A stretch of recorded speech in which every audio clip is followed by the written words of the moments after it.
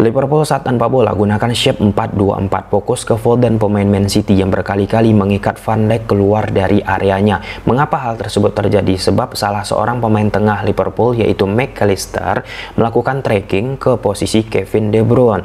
Arne Slot pun melakukan adjustment terhadap taktiknya di atas lapangan dengan menginstruksikan Luis Diaz untuk proaktif melakukan penutupan jalur passing menuju Kevin De Bruyne atau melakukan trackback, sehingga ketika tanpa bola struktur bertahan dari Liverpool akan lebih rapi. Ya, Liverpool berhasil mengalahkan Man City dengan skor akhir 0-2 dalam lanjutan Liga Inggris. Sebelum lebih jauh, aku pernah bosan-bosan untuk ingat ke teman-teman, ketika teman-teman tonton video ini, jangan lupa tekan tombol like dan tekan tombol subscribe.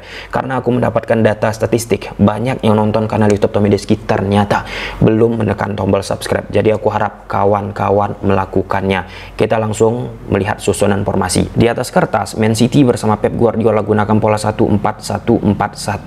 Liverpool bersama Arne Slot di atas kertas gunakan pola 1-4-4-2 atau penyebutan bisa berubah menjadi 1-4-2-2-2.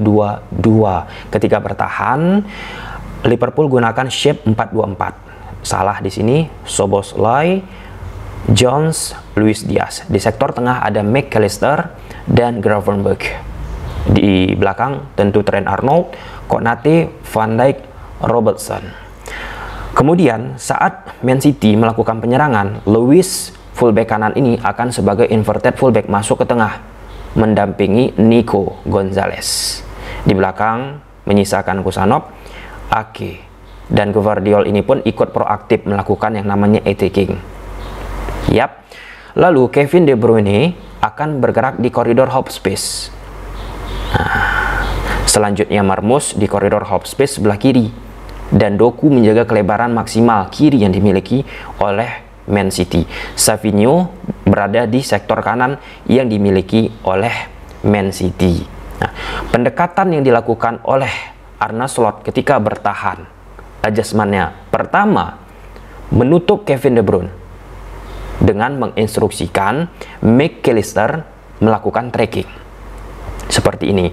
Konsekuensinya ketika McAllister melakukan hal ini, membuat Foden sering mendapatkan kebebasan di sektor tengah dari Man City. Hal tersebut menjadi inisiasi yang dilakukan oleh pasukan Pep Guardiola ketika melakukan build up dari Kusanov, Ake atau Nico Lewis. Bola itu diarahkan ke posisi Foden. Selanjutnya, pendekatan untuk mengantisipasi kebebasan yang dimiliki oleh Foden ini, Van Dijk ikut maju ke depan. Nah, dengan konsekuensi ketika Van Dijk menutup Foden, kawan-kawan, di sini ruang boncos, dan itu menjadi salah satu titik yang coba dimanfaatkan oleh pasukan Pep Guardiola. Baik itu melakukan gerakan dari Marmoush mengincar area ini, atau posisi Savinho beberapa kali coba mengekspos di posisi ini. Nah, pendekatan lain dilakukan oleh Arne Slot ketika hal tersebut terjadi, dengan McAllister digeser di tengah, kembali tegas ke posisinya untuk bisa berhead to head mengantisipasi Phil Foden. Nah, posisi Kevin De Bruyne ini akan secara proaktif diantisipasi gerakannya oleh Luis Diaz sebagai cover shadow, menutup jalur passing misal dari posisi Luis ke Kevin De Bruyne. Dan posisi Luis Diaz pun tidak lagi sejajar dengan 4 pemain di depan. Ia akan lebih sedikit mundur ke belakang, seperti seakan-akan pakai 4-3-3 dari 4-2-4 tanpa bola yang dimiliki oleh Liverpool. Oleh karena itu, struktur bertahan yang dimiliki oleh Liverpool lebih rapi, kawan-kawan. Nah, Diaz ini pun kadang bergantian dengan Curtis Jones. Jones di sini, Diaz masuk di posisi depan. Ini proses bagaimana pembacaan yang dilakukan oleh McAllister. Ia pelan-pelan bergerak ke posisi Kevin De Bruyne. Sudah tegas itu bagaimana peran yang dimiliki oleh McAllister. Tanpa bola, Liverpool tetap gunakan shape 4-2-4-nya. Nah, posisi Foden yang bebas, pelan-pelan ia sudah di tracking dari Van Dijk. Van Dijk pun naik ini untuk menutup. Sadar dia apa yang dilakukan oleh Foden, dan ya, pemain dari Man City mencari cara bagaimana bisa melewati 4 blok sejajar yang dimiliki oleh Liverpool di sektor depan. Salah, Szoboszlai, Curtis Jones, dan Luis Diaz, dan membuat akhirnya bola ini dipindahkan dulu ke samping oleh pemain-pemain dari Man City sembari untuk bisa merenggangkan struktur bertahan yang dimiliki oleh pemain-pemain Liverpool. Nah, ini skematisasi bagaimana Foden berhasil mengikat ya Van Dijk untuk keluar dari posisinya, dan McAllister pun tegas sekali lagi bagaimana gerakannya untuk awareness terhadap Kevin De Bruyne, dan di momen ini Van Dijk masih berhasil mengantisipasi gerakan dari Foden.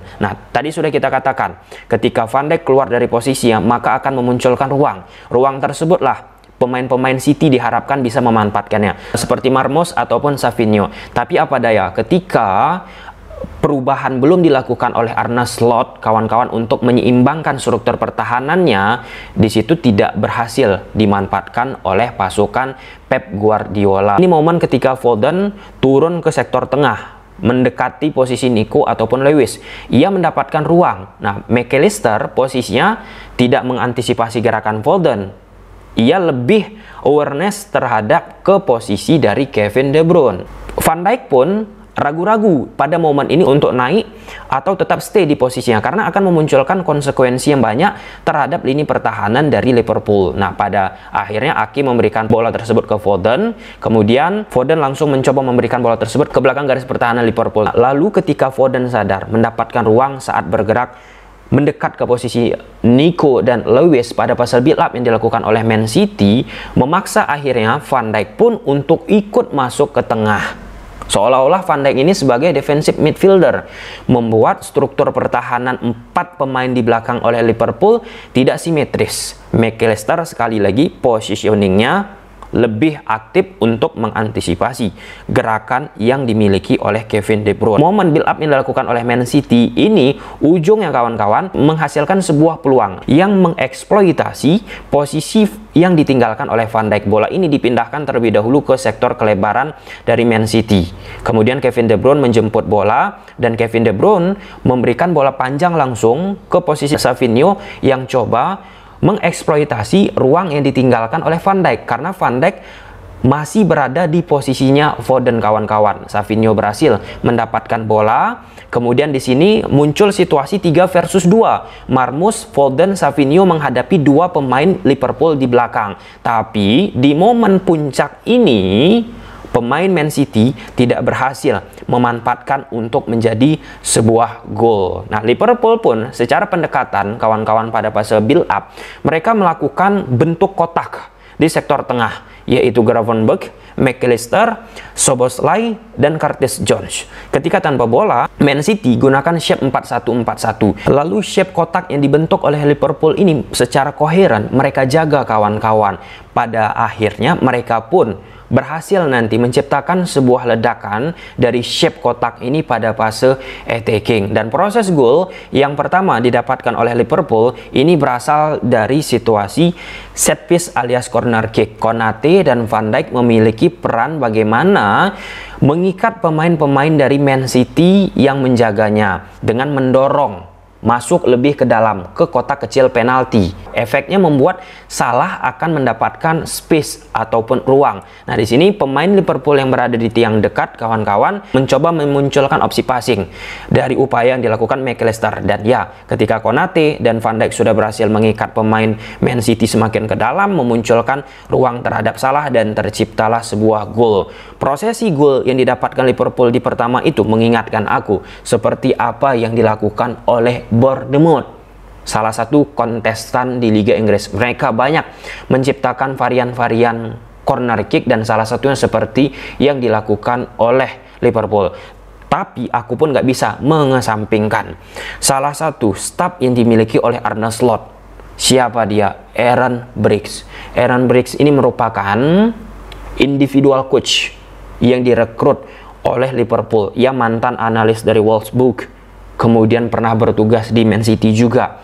Dalam aspek situasi-situasi set piece kawan-kawan dan terkhusus gol yang didapatkan oleh Man City ini, Arne Slot pun pertama kali ia hampiri memberikan reaksi yaitu ke posisi Aaron Briggs. Dan apa yang dilakukan oleh Aaron Briggs bukan hanya dalam artikulasi set piece, tetapi analisa yang terjadi di atas lapangan pun ia sampaikan kepada Arne Slot. Ada satu momen Aaron Brooks kawan-kawan melakukan diskusi dengan Arne Slot dengan menggunakan laptop mini ataupun iPad mini kawan-kawan, whatever apapun lah itu. Setelah dilakukan diskusi dengan Arne Slot, pendekatan barulah dilakukan. Pendekatan seperti apa nanti akan kita ulas. Setelah Man City kebobolan, Man City pun tetap mempertahankan cara permainan mereka. Foden masuk ke sektor tengah kawan-kawan dan mengikat posisi dari Van Dijk keluar, dan Kevin De Bruyne pun posisinya di tracking tetap oleh McAllister. Jika seperti itu terus-menerus dilakukan oleh Liverpool pertahanannya, maka berbahaya sekali, karena sempat sebelumnya sudah kita bahas kebocoran muncul di pertahanan yang dimiliki oleh Liverpool. Nah, seiring berjalannya waktu, pendekatan baru dilakukan oleh Arne Slot. Luis Diaz pada momen ini ia melakukan track back untuk mengantisipasi jalur passing menuju ke Kevin De Bruyne. McAllister pun posisinya tidak akan lagi secara vulgar untuk menutup mengantisipasi Kevin De Bruyne. Ia pun pelan-pelan sudah masuk ke dalam. McAllister ia awasi, dan posisi Van Dijk pun sudah simetris dengan pertahanan yang dibangun oleh pasukan